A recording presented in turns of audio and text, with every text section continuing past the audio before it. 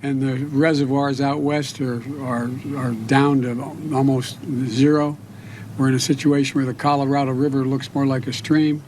There's a lot going on. And I think the one thing this has finally ended is a discussion about whether or not there's climate change and we should do something about it. That was President Biden commenting on climate change during his visit to Florida yesterday, surveying the damage from Hurricane Ian.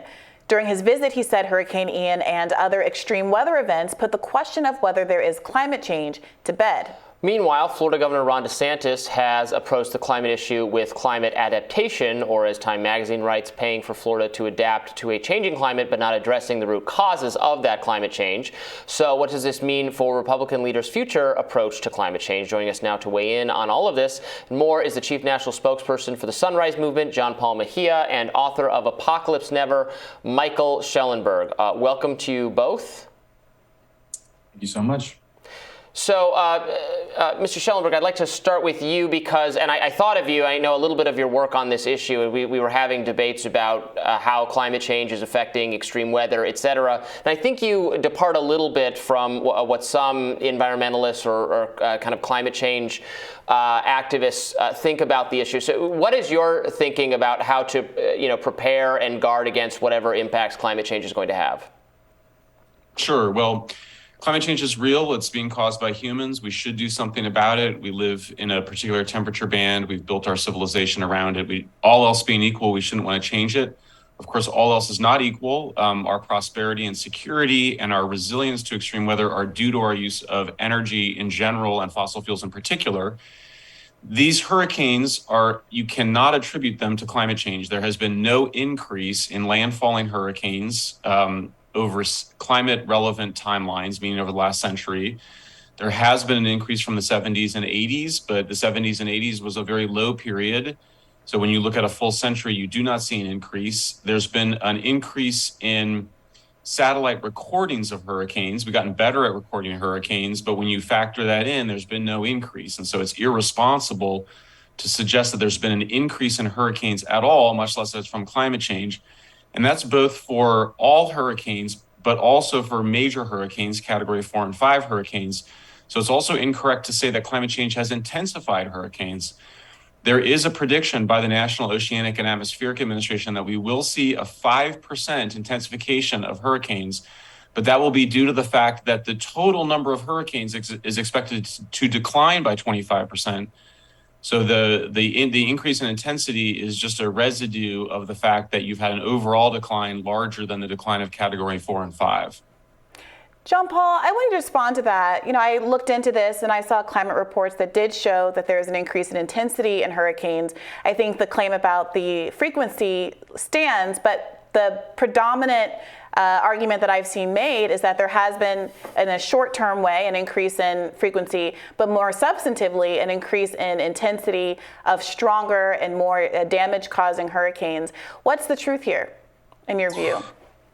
Well, as someone who grew up in Miami, Florida, a frontline community when it comes to the climate crisis, it's hard to square that, the effects of a changing climate aren't becoming more intense as we lag on any form of action to meaningfully address it. I think that what we've seen over the past few years is that these intensifying storms, and in other places they take on other forms of climate effects, droughts, wildfires, and so on, are becoming more apparent and more intense and are wreaking havoc over the lives of loads of people across this country and across this world, particularly folks who are most vulnerable, working class, poor people, people of color. And that is where the real intensity is being felt. There is a lack of action up to this point on the climate crisis. We have devastating effects all across Florida, all over the Pacific Northwest when it came to heat waves that were historic over the past couple of years.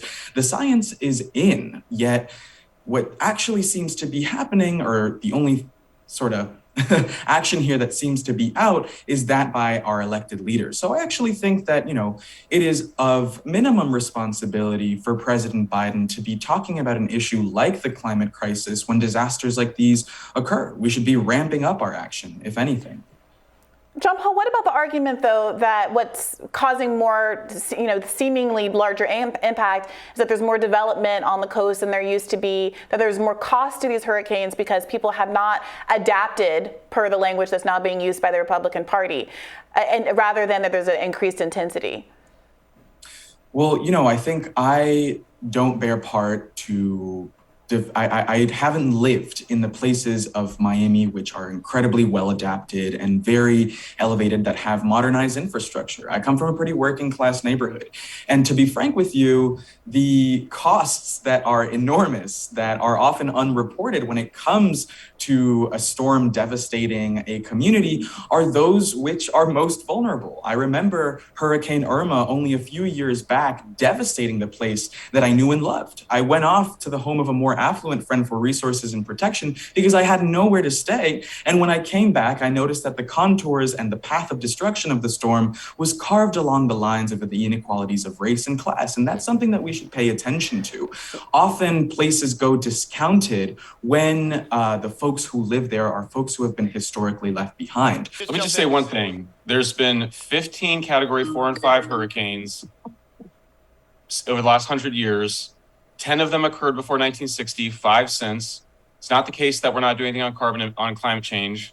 Carbon emissions declined 22% between 2005 and 2020, mostly as a result of moving from coal to gas. John's organization opposes natural gas. If you want to reduce carbon emissions in the short term, you got to go natural gas. Sorry, guys, I got to go. Thank you for having me. We'll have more Rising right after this.